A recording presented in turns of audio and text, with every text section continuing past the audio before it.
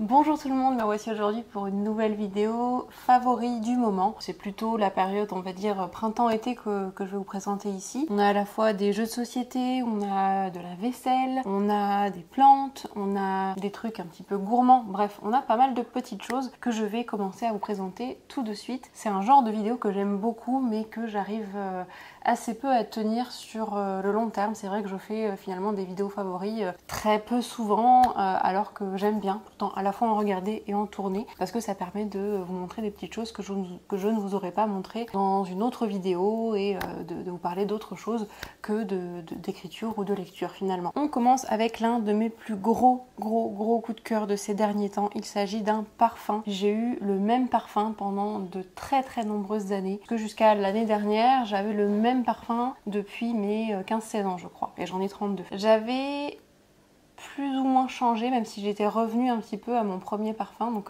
mon tout premier parfum c'était Very Irrésistible de Givenchy, et puis ensuite j'avais alterné avec un autre parfum que je mettais plus en été, quoique, qui était un parfum de la marque Eau de Mars, que je vous ai déjà présenté je crois dans une de mes vidéos favoris.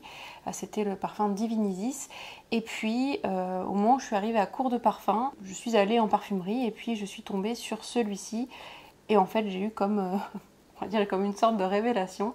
J'ai adoré ce parfum et en fait je trouve qu'il me correspond bien mieux que tous les parfums que j'ai pu tester jusqu'ici. Alors tout, c'est un bien grand mot parce que comme je vous l'ai dit, j'ai pas eu énormément de parfums. C'est un parfum de chez Hermès qui s'appelle un jardin acitaire. On y retrouve des notes d'agrumes, de bergamote, de citron je crois, et également de pistache. Il est très frais en fait et je l'aime beaucoup et je trouve, comme je l'ai dit, qu'il me correspond vraiment bien. Bon, j'ai rien à dire de plus, voilà, c'est un parfum. On va rester dans la salle de bain avec mon deuxième favori qui est une marque de rouge à lèvres, principalement de maquillage, mais ils font principalement des rouges à lèvres et du mascara je crois. Ça s'appelle Pomponne, c'est une marque française et donc moi je possède deux teintes. J'ai découvert cette marque sur les réseaux sociaux et j'ai profiter en fait d'une vente privée sur l'application de Choose pour me procurer ces deux rouges à lèvres. Le premier que je me suis procuré, c'est celui d'ailleurs que je porte sur les lèvres, que j'aime énormément. Ça s'appelle Rose d'hiver, donc ça c'est la teinte. La deuxième teinte que j'ai, je la porte un peu moins souvent parce que c'est un rouge assez vif, c'est la teinte 14 qui est donc le rouge cerise. J'ai eu porté beaucoup de rouge à lèvres, c'est vrai que j'en porte un petit peu moins maintenant,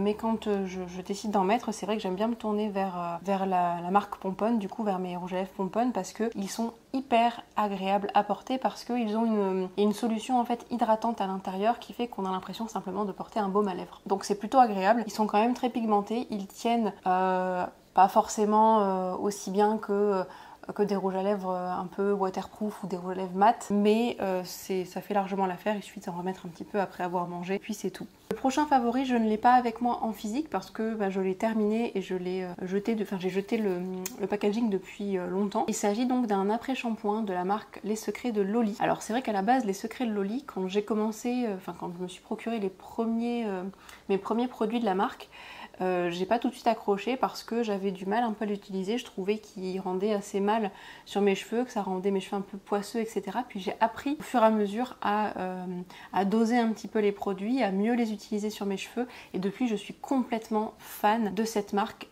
qui sont un peu spécialisés dans les cheveux bouclés et frisés. Et il n'y a pas très longtemps, ils ont sorti une nouvelle gamme un peu plus douce, un peu plus légère pour les cheveux, donc j'ai voulu tester. Je me suis pris le shampoing, l'après-shampoing et le leave-in. Et du coup moi j'ai eu un gros coup de cœur pour l'après-shampoing. Bon, je n'aime toujours pas l'odeur de ces produits qui sont un petit peu chimiques, un petit peu bonbons, un petit peu...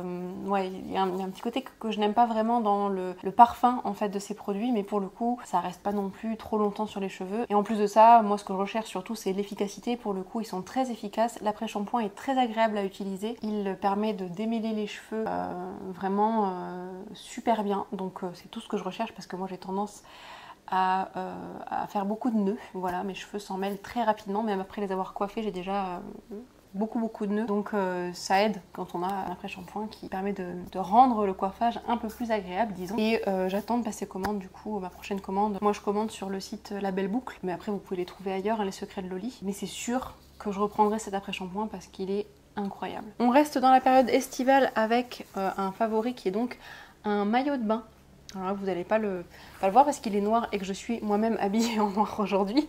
Mais ce que j'aime beaucoup, c'est surtout le dos. Je ne sais pas si vous allez voir, mais il y a un petit dos assez profond et carré qui est juste magnifique. C'est donc le maillot de bain que je me suis acheté cette année de la marque We Are Jolie, qui est à la base plutôt spécialisée dans les sous-vêtements, dans les culottes, notamment dans les brassières. Et ils ont sorti l'année dernière leur gamme de maillots de bain. Ils ont sorti des nouvelles couleurs cette année. J'ai hésité à le prendre en rose. Il y avait donc ce maillot de bain en rose bonbon, et c'est vrai qu'en ce moment je suis très à fond sur la couleur rose, et bon, finalement j'ai été sage, j'ai pris le noir. Je me suis dit voilà, c'est un bon basique, je n'ai pas de maillot de bain noir et j'en voulais une pièce, et avec je voulais quelque chose avec un joli dos comme ça, ce décolleté dans le dos là, carré, il est juste tellement beau. Et j'aime beaucoup la matière, je sais pas si vous allez voir, mais on est sur une matière un petit peu particulière, qui est assez agréable au toucher, qui sèche super vite, donc du coup quand on se baigne, c'est plutôt un bon point du coup que notre maillot de bain sèche relativement vite après qu'on se soit baigné. Mon favori suivant est une plante, et d'ailleurs vous l'observez derrière moi, c'est une plante que je cherchais à avoir depuis des mois, mais j'en trouvais pas forcément dans les jardineries autour de chez moi, et ça m'embêtait de la commander en ligne parce que j'ai déjà commandé des plantes en ligne et j'ai souvent été déçue. Voilà, ça arrive souvent abîmé, ou bien les plantes ne durent pas très longtemps. Bref, après je ne vais pas généraliser, il y a sans doute des e-shops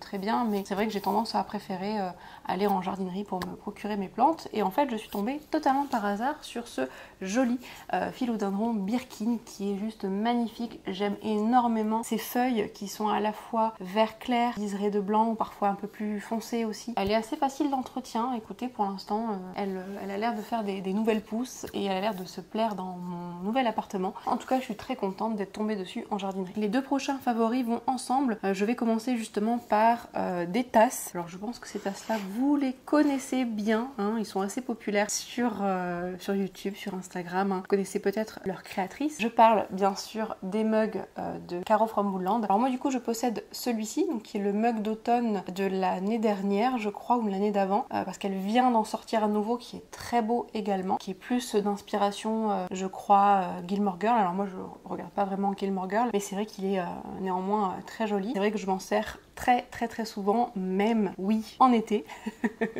parce que c'est vrai que moi je suis pas vraiment du genre à ranger des mugs dans différentes saisons. Je me sers de tous mes mugs toute l'année. De même que celui-ci qui est plus disons autour d'Halloween, voilà, avec son petit chapeau de sorcière que j'aime beaucoup. En fait ce que j'aime vraiment dans ces mugs, bon, c'est non seulement le design et le fait de pouvoir soutenir le travail de Caro bien sûr, mais c'est surtout leur forme. J'aime beaucoup, voilà, la forme qu'ils ont, ils tiennent dans la main comme ça. J'avais déjà un mug de cette forme là que j'avais acheté à Maison du Monde, non pas Maison du Monde, à Nature et Découverte. Et j'aime énormément ces mugs là, c'est de la porcelaine en plus de ça, donc c'est top. Le prochain favori, comme je disais, va complètement avec les mugs, puisque du coup je vous présente une collection de latte de chez New Mornings. J'ai profité là aussi d'une vente privée Choose, hein, décidément cette application aura ma peau un jour c'est sûr. Pour me procurer du coup la collection complète, je me suis acheté 5 latte de chez New Mornings. Alors au départ moi je connaissais déjà, pour avoir déjà goûté, enfin je m'étais déjà acheté celui-ci une première fois que j'avais trouvé je crois dans un Biocop. C'est donc le cacao et maca qui est juste très bon, qui est vraiment un peu moins sucré qu'un cacao normal, enfin qu'un lait chocolaté normal, mais du coup il y a les propriétés du maca en plus dans celui-ci. J'avais en fait très envie de tester celui-là qui est donc le Pink Chai. C'est donc un chai latte avec de la betterave, et donc ça nous fait un petit latte rose quand on le dilue. C'est juste non seulement trop joli, mais en plus de ça c'est très bon. C'est l'un de mes préférés de la collection. Et donc du coup j'ai profité du fait qu'il y avait les 5 de la collection en un seul pack pour me les procurer. Donc on a le chai classique, voilà. On a également le golden, le golden latte, le magic golden ici. J'ai l'habitude moi de me faire des golden latte maison avec moi-même mes petites épices que je viens mélanger au fur et à mesure. Donc là il est tout prêt, donc ça m'arrange. Il est très bon également. Et alors, la grande découverte de cette sélection, c'est celui-ci. Et d'ailleurs, je crois que j'en ai presque plus. Ouais, je crois qu'il me reste, allez, 3 tasses maximum de celui-ci. Je pense que je m'en rachèterai parce que je l'ai adoré celui-ci.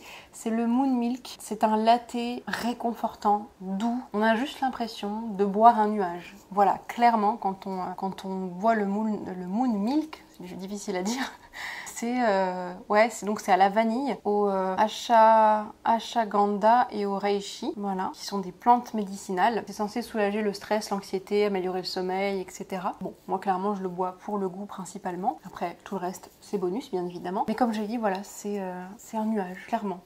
Vraiment, tel point que là je suis en train de me donner envie de m'en faire un. C'est un gros coup de cœur celui-ci. Donc je me devais de vous le présenter dans cette vidéo favori. Toute la collection est vraiment chouette parce que voilà, le fait d'avoir les 5, ça me permet de changer un petit peu en fonction de mes humeurs, de mes envies. Parfois je prends le pink chai, parfois juste le chai original, parfois voilà, je me fais mes petits trucs en fonction de ce que j'ai envie sur le moment. Et franchement ce sont des très très bons lattés, donc je vous les recommande. Les 2 prochains favoris et les 2 derniers d'ailleurs sont des jeux de société.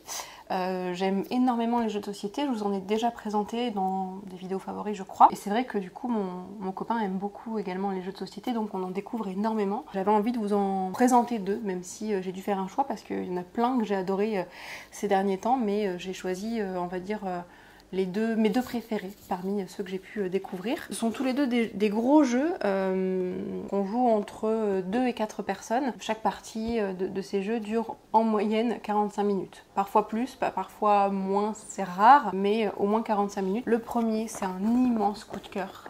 C'est le Paléo de chez Esman Games. J'aime beaucoup ce jeu. Alors je vais essayer de pas trop le pencher parce qu'il y a énormément de petits trucs à l'intérieur, donc je veux pas tout mélanger. C'est un jeu coopératif. Ça se situe pendant la préhistoire et donc on incarne chacun en fait des membres d'une tribu et vous avez une phase jour et une phase nuit.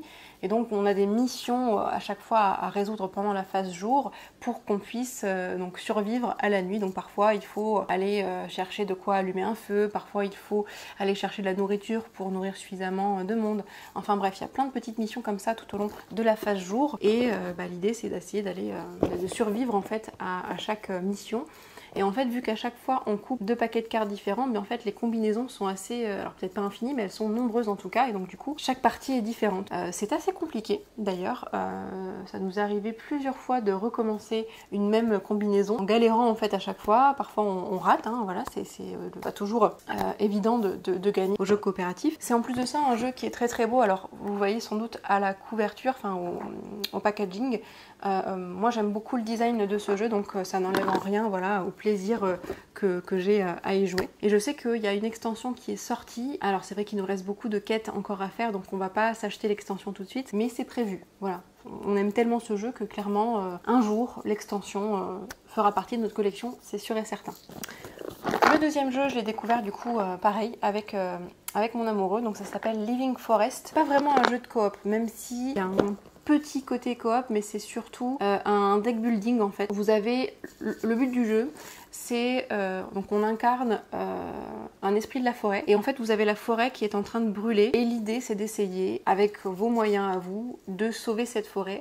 Donc bien sûr ensemble vous allez participer chacun à sauver cette forêt, mais le but c'est quand même de devenir le meilleur gardien de la forêt. Donc on va quand même s'affronter les uns les autres pour essayer de gagner. Il y a plusieurs moyens de gagner et en fait pour gagner on a plusieurs actions à faire, mais on va aussi donc comme je disais créer enfin renforcer son deck avec des cartes qui ont différents effets, différentes puissances, je sais pas si je peux vraiment dire comme ça. Donc on a des cartes avec des animaux dessus, avec des petits symboles ici, qui nous donnent des ressources, des moyens d'effectuer des actions, etc. À la base on part tous avec un deck identique et puis au fur et à mesure du jeu on a la possibilité d'acheter d'autres cartes uniques et du coup de renforcer comme ça son deck pour du coup essayer d'avoir le meilleur deck possible pour bien sûr essayer de gagner.